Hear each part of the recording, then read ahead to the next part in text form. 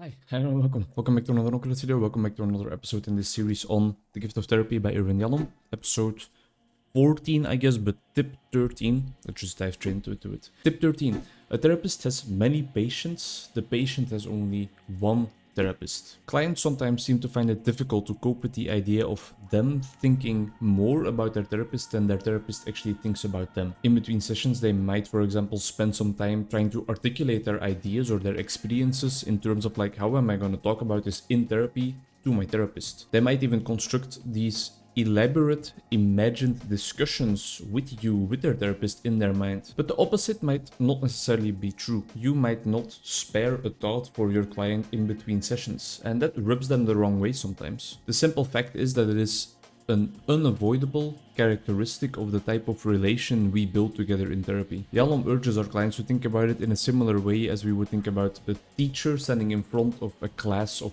pupils or students. Those students will probably think a lot about their teacher. Their teacher will have a lot of impact on them because they have this one teacher standing in front of them, teaching them the ways of the world. The teacher is of course influenced, impacted a little bit. He notices his individual students and each of them might have a bit of an impact on it, but there's a lot more of them, so he's not gonna dedicate as much thought to each individual student as the student is giving them, because that would just not be possible. This disproportionate quality of the relationship makes it quite logical that those students or your clients think more about their teacher or you as therapist than it happens the other way around. It does not mean that you value them less than they value you or anything like that. Yalom talks a little bit about Freud as well in this chapter, and he showcases to me again that that guy has just such an immense ego. Freud is talking about how it is important, if it is of the utmost importance, that we as therapists greatly influence the life of our clients, that we infiltrate in their mind, that they spend a lot of time thinking about us, and that our therapy sessions are some of the main events of their week,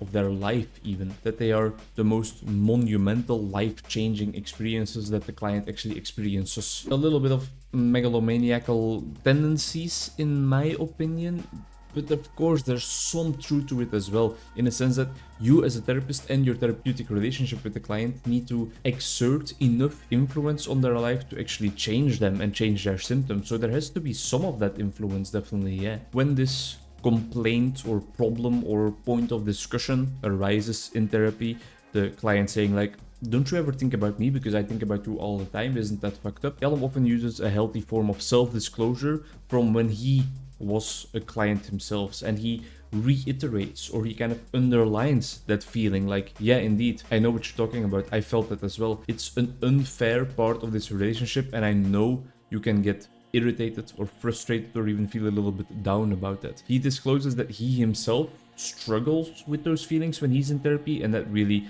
normalizes and validates those feelings and the client's problems therefore. And that's an approach I will definitely use, although, and that's where my own thoughts come in now, I guess you have to have followed tip 12 already to use this self-disclosure in your therapy. You have to have engaged in personal therapy already to say something useful or say something truthful about your own experience as a client, of course. So it's a little bit of sequencing that needs to happen. 12 first, tip 13 only after that. Although, and these personal thoughts about these subjects are often just willy-nilly about some clients, but this one I'm quite proud of. I realized that I do have something similar. I might not use it as self-disclosure in therapy because they might think it a weird comparison, but I experienced something quite similar in a sense of my relationship towards certain content creators. Somebody like Northernline, for example. I've spent countless hours watching his videos.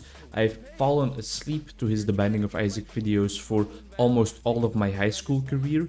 I comment on a lot of those videos. I talk about those videos with some of my friends that are also interested in him. I use some of his expressions in my own vocab in my day-to-day life. Poking out of my gourd was a part of my vocabulary for a while for whatever reason, or when he was saying let's go a lot, I was saying let's go. And the other way around, he probably doesn't know I exist. And that's kind of a similar feeling, I have spent so much energy, resources, time, thinking, feeling, whatever about this man, this Canadian bald egg, and he probably just does not even know about a single particle of me.